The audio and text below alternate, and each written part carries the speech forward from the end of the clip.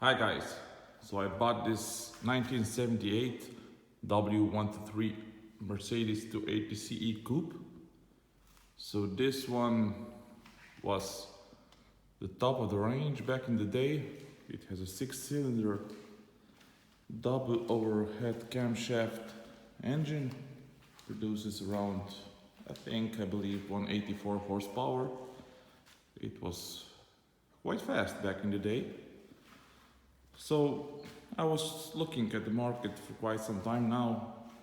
Used Mercedes, of course, there are a lot of them, but this one I like particularly. So I find the shape to be really nice, classic Mercedes styling. So I found it in Italy, which is, I can say, quite an interesting market for cars because they usually don't have much rust. So it's also the case with this one. So there are some things that are really good about this car and there are some things that aren't so good. So the first one, which I didn't really know, but my friend told it to me. He has a car body shop and he's really an expert in doing paint jobs. So this Mercedes should be in a greenish color. It's called Anthracite Grau 172 is the color code. And this car has obviously been repainted. I knew that, but I didn't know that they didn't really, get the color right. So check it out here. I'm not sure if it's gonna be visible, but on the B pillar, but okay, obviously this car doesn't have one, but on the side of the door you can see the original paint, which is quite darker and richer than the original, than the one that is used here. So obviously it's gonna need a completely new paint job, but my friend's gonna do it, so I'll have good experience in the past with him. He does a really nice job. Because first I just wanted to,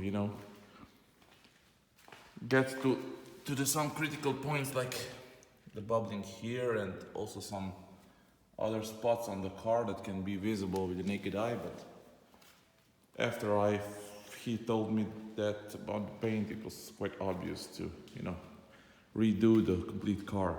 So I also bought it because it has some interesting features. I have them here on the list because I checked the plate in the front of the car. So if you do some research on the internet, you'll see that this VIN plate, it tells you obviously the VIN number and the type of the car, but here on the right side, this is the interesting plate because it tells you what options or equipment this car has. So the equipment is those 3-digit numbers and they tell you what equipment the car has. This number here tells you the color. So this car should be 172G. G is probably for grau or gray. M is for metallic.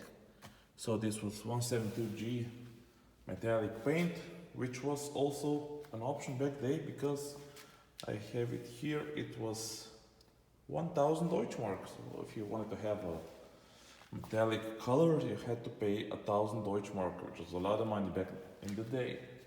So let's go check the options. So the first number is 531. 531 is automatic antenna. The automatic antenna or the Hirschman antenna was 330 Deutschmark. The second option is 586. So 586 is a combo code.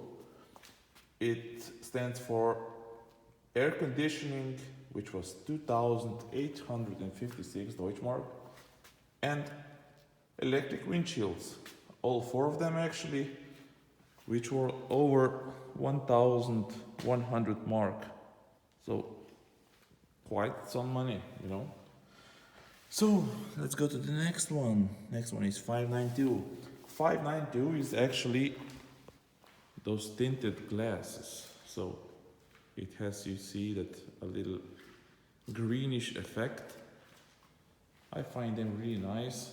It goes really nice with the color, especially later on when we're gonna have the right color, exactly the right shade. So they're gonna go nice with, also with interior and also the paint. So that option was 504 Deutschmark. And it has the famous wipers and the device to clean them. Sorry guys, but English is not my native language, so I might get a little bit mixed up. So that option was, I believe I have it written here, 443 Deutschmark. Okay. So another one, 600. Yeah, that's the code for the wipers. And 620. 620 actually means that this car is an Italian Ausführung, they say in Germany.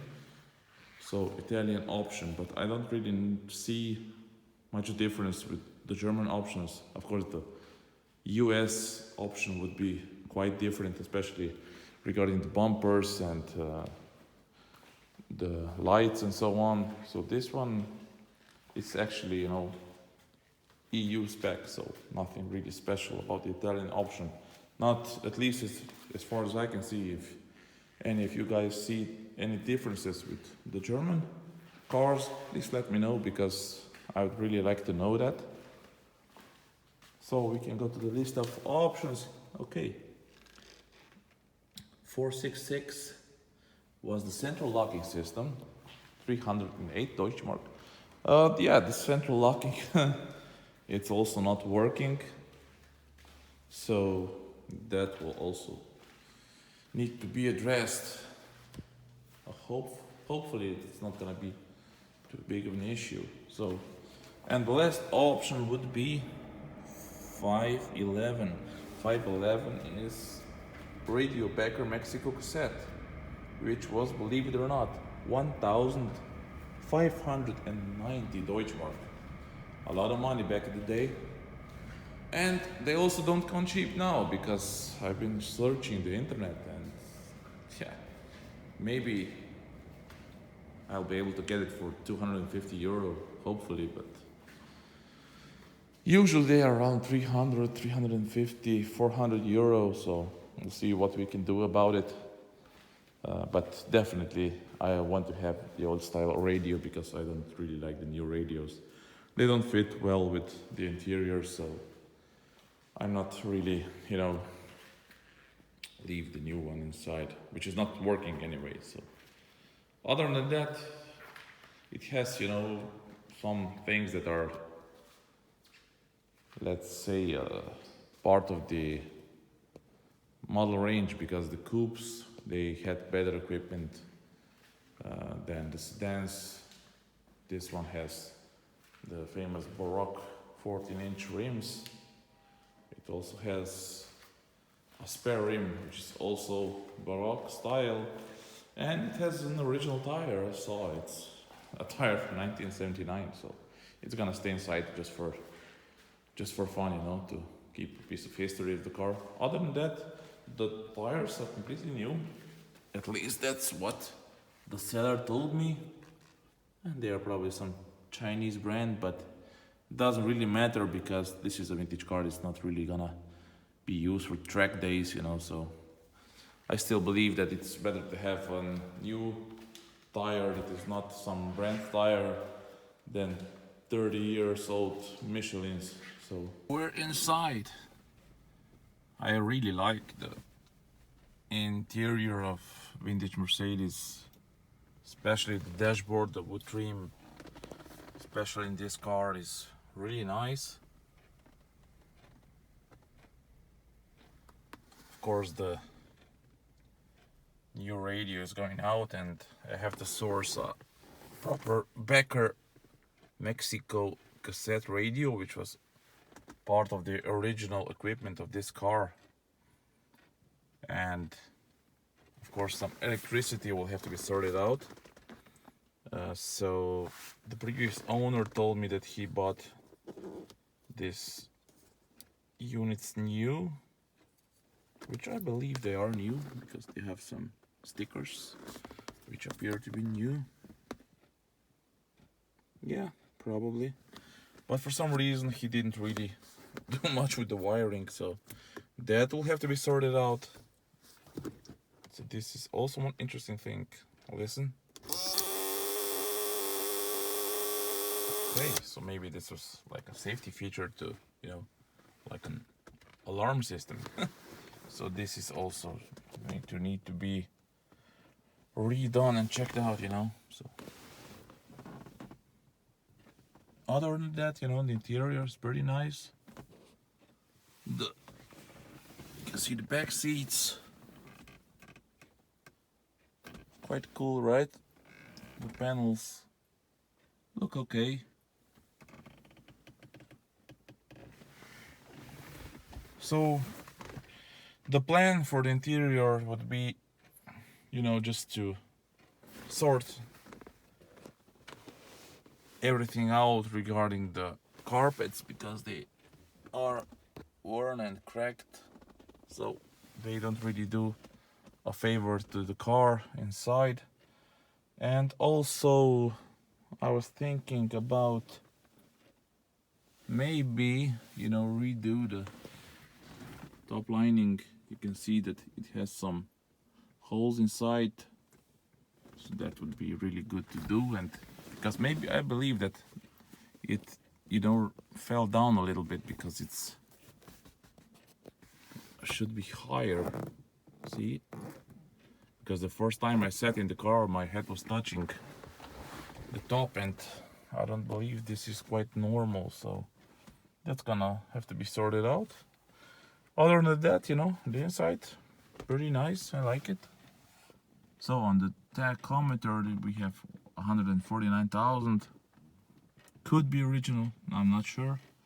I don't really see a reason why someone would, you know, turn the dial backwards, but of course it's possible. The car doesn't really have much history that I know about, but it looks, I believe it could be the proper mileage, because, you know, it doesn't really show, like, it doesn't look like a 300,000 kilometers car. So okay, so what would be the plans with the car? As I told you before, I'm gonna do, or my friend is gonna do, complete respray of the car.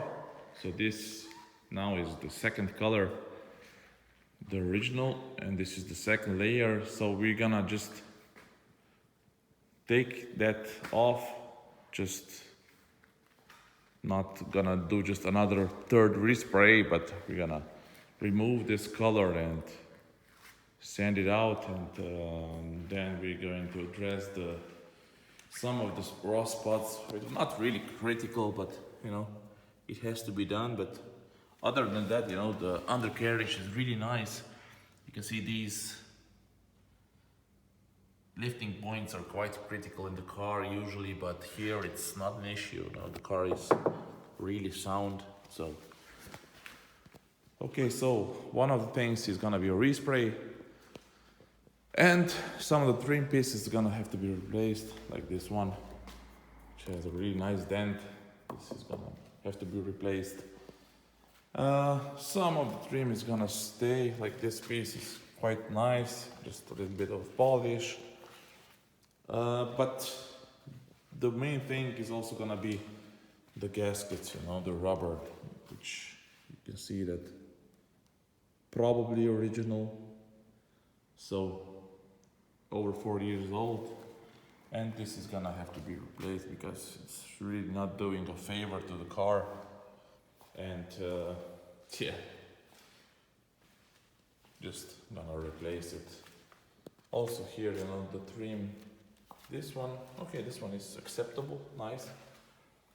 When they did polish on the car, you know, typical Italians, they didn't really even, you know, make an effort to clean the trim pieces. So that's also gonna have to be done.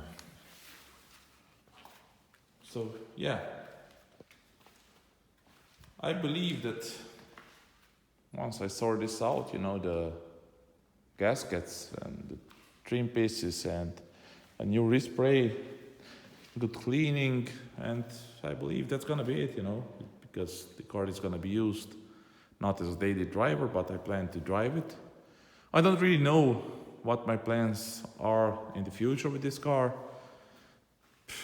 I'm just probably gonna have it for some time, but